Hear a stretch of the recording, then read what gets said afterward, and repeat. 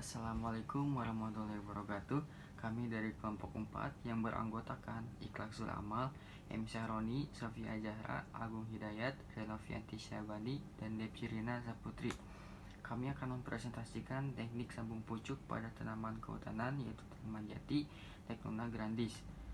Yang pertama, persiapan di persemaian. Persiapan persemaian perlu dilakukan dalam rangka memperoleh viabilitas tinggi terhadap seken yang telah diambil. Karena jika terlalu lama disimpan, maka viabilitas seken tersebut akan turun. Berikut merupakan langkah-langkah yang harus dipersiapkan. Yang pertama, pembuatan naungan. Yang kedua, mempersiapkan rootstock. Dan yang ketiga, pembuatan sungkup. Selanjutnya akan dijelaskan oleh rekan saya. Baik, selanjutnya kami akan menayangkan sebuah video yang menjelaskan tata cara grafting atau sambung pucuk. Pada video ini, tanaman yang menjadi contoh adalah tanaman kakao. Kami tidak menggunakan tanaman jati pada video kali ini, sebab tutorialnya sangat sulit untuk ditemukan. Namun, pada prinsipnya, kebanyakan menggunakan teknik grafting ini atau sambung pucuk itu sama saja, yaitu membutuhkan alat dan teknis seperti di video berikut.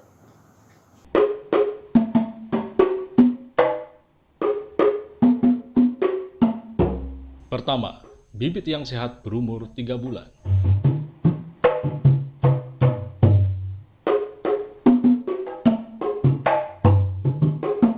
Kedua, pisau okulasi. Ketiga, gunting pangkas. Keempat, batu asah. Kelima, plastik sungkup atau plastik es. Keenam, plastik pengikat sungkup. Ketujuh, entris dari pohon yang sehat dan unggul. Pilih entris dari pohon yang sehat dan unggul, serta memiliki mata bagong. Potonglah entris dengan menyisakan 8 hingga 12 mata tunas, sehingga dapat digunakan untuk 3-4 sambungan.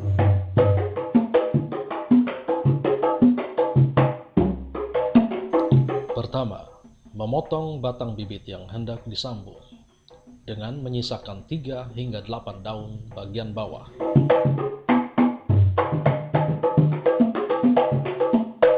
Kedua, membelah ujung batang sepanjang 3 hingga 4 cm. Ketiga, menyiapkan entris dengan merapihkan dan memotong menjadi beberapa bagian.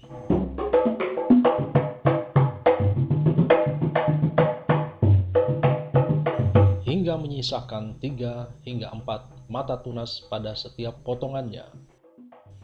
Keempat, lakukan sayatan lancip pada mata tunas atau entris di kedua sisinya.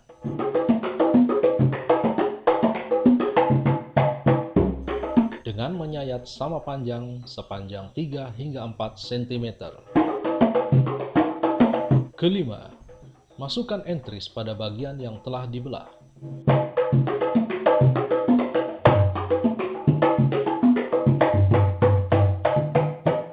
Keenam, mengikat sambungan dengan tali rafia atau Nesco film.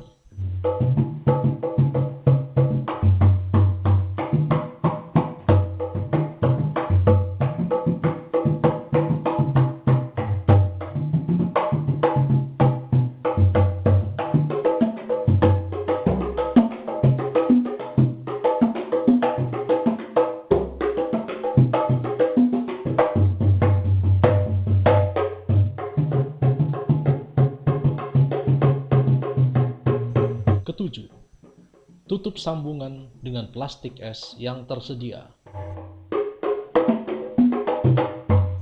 Kedelapan, ikat pada bagian bawah agar sambungan tidak terkena air.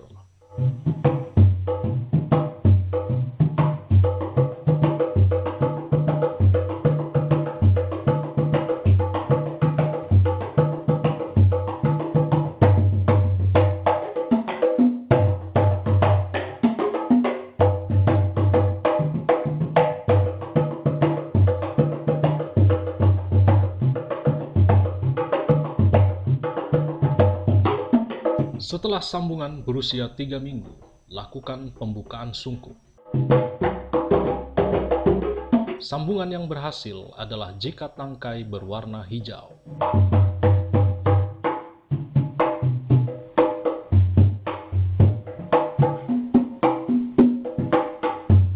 Segera lakukan penyemprotan fungisida, insektisida, dan foliar. Penyemprotan sebaiknya dilakukan pada pagi hari pukul 9 atau sore hari pukul 4. Buka ikatan sambungan setelah berusia 4 minggu. Potong mata tunas air pada bagian bawah batang untuk menjamin suplai makanan pada sambungan. Bersihkan gulma yang tumbuh secara rutin.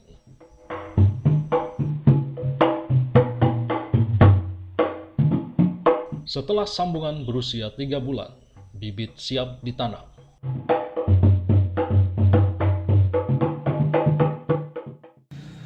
Setelah mengumpulkan ranting sebagai batang atas, ranting dipotong dengan panjang 30 cm. Pemotongan dilakukan pada tengah antara ruas ranting. Biasanya terdapat 3-4 ruas yang berisi mata tunas pada bekas tangkai daun. Batang atas diambil pada cabang-cabang kecil atau ranting-ranting sehingga ukurannya tidak terlalu besar dan daya tumbuhnya tinggi. Selanjutnya, pengikatan ranting menggunakan tali plastik dan pemberian label. Pengikatan ranting jati tidak boleh terlalu kencang karena dikhawatirkan mata tunas yang akan digunakan akan patah atau rusak. Pelabelan sangat penting dilakukan agar identitas dari ranting atau batang atas tidak hilang atau Pembungkusan ranting. Yang pertama, pembungkusan ranting menggunakan 2 lapisan koran. Lapisan koran pertama yaitu lapisan koran yang dibasahi dengan air. Lapisan yang kedua yaitu kertas koran kering. Tujuan dari pembungkusan dengan kertas koran tersebut adalah untuk menjaga kelembaban dan menurunkan suhu dari entras yang sudah dipotong tersebut. Yang kedua, untuk menjaga kelembaban, ranting yang sudah dilapisi dengan koran dibungkus dengan plastik dan dilabeli lagi. Kurang lebih, ranting tersebut dapat bertahan 2 hingga 3 hari. Oke teman-teman, selanjutnya adalah penyambungan mata tunas dengan rootstock. Langkah pertama yang harus kita lakukan adalah pemotongan batang utama rootstock. Batang utama dipotong pada ketinggian setengah dari tinggi total rootstock. Selanjutnya yang kedua adalah membuat sayatan pada kulit rootstock. Rootstock yang telah dipotong kemudian disayat kulitnya dengan ukuran kurang lebih 5 cm. Arah sayatan dimulai dari atas ke bawah, pangkal patah. Kemudian pada akhir sayatan, kulit dipotong dengan sudut 45 derajat. Akhir sayatan tersebut nantinya untuk tempat menempelkan mata tunas sehingga memungkinkan terjadinya kontak langsung kambium antara rootstock dan mata tunas. Yang ketiga adalah memotong dan menghaluskan mata tunas. Ranting yang ada mata tunasnya kemudian dipotong dengan posisi mata tunas berada di tengah-tengah antara kedua potongan tersebut. Potongan tersebut selanjutnya dibelah untuk mendapatkan bilah mata tunas yang siap untuk ditempel. Permukaan bekas belahan tersebut dihaluskan dan diratakan menggunakan cutter. Selanjutnya yang keempat adalah menempelkan dan menghaluskan mata tunas. Permukaan mata tunas dan rootstock yang sudah rata segera ditempelkan. Saat menempelkan harus diperhatikan pangkal dan ujung mata tunas tersebut. Posisi pangkal harus berada di bawah dan dilekatkan pada pangkal sayatan rootstock sehingga terjadi pertemuan antara kulit rootstock dan kulit mata tunas. Dari pertemuan kedua kulit tersebut diharapkan akan terjadi pertautan kambium di antara keduanya. Selanjutnya adalah yang terakhir mengikat mata tunas dengan rootstock. Mata tunas dan rootstock diikat menggunakan plastik agar kokoh pertautannya. Ikatan dimulai dari bagian bawah ke atas dan kembali lagi ke bawah hingga di pangkal sayatan. Ikatan harus rapat agar air tidak masuk yang dapat menyebabkan mata tunas ini cepat membusuk. Setelah diikat, segera dimasukkan ke dalam sungkup untuk mendapatkan kelembapan optimal yang stabil. Pemeliharaan dilakukan dengan cara penyiraman. Penyiraman dilakukan 2 hari sekali dengan cara mengendangi pot. Diusahakan agar tidak terkena sambungan untuk menghindari pertumbuhan cendawan. Pengamatan dilakukan terhadap sambungan yang terkena cendawan. Pemupukan dilakukan ketika sambungan telah berumur 1 bulan dengan cara mencairkan NPK. Pelepasan sungkup. Sungkup dibuka ketika pertautan sudah terlihat berhasil dengan adanya pertumbuhan daun. Plastik ikatan dilepas. Plastik ikatan dilepas ketika sambungan sudah terlihat kokoh. Hal ini untuk menghindari terhambatnya pertumbuhan. Jika ada tunas air yang tumbuh pada rootstock harus dibuang. Hal ini untuk menghindari pembagian nutrisi pada sambungan. Penggantian pot. Penggantian pot dilakukan ketika sambungan dilakukan pada pot. Hal ini untuk memberikan luas area pertumbuhan yang lebih pada sambungan. Kesimpulan, kayu jati masih diminati oleh masyarakat Indonesia. Permintaan akan kayu jati masih sangat tinggi. Hal ini dikarenakan kayu jati memiliki keunikan tersendiri. Pembibitan secara vegetatif diharapkan dapat memenuhi kebutuhan akan permintaan terhadap kayu jati.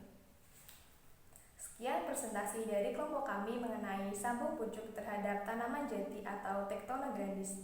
Wassalamualaikum warahmatullahi wabarakatuh.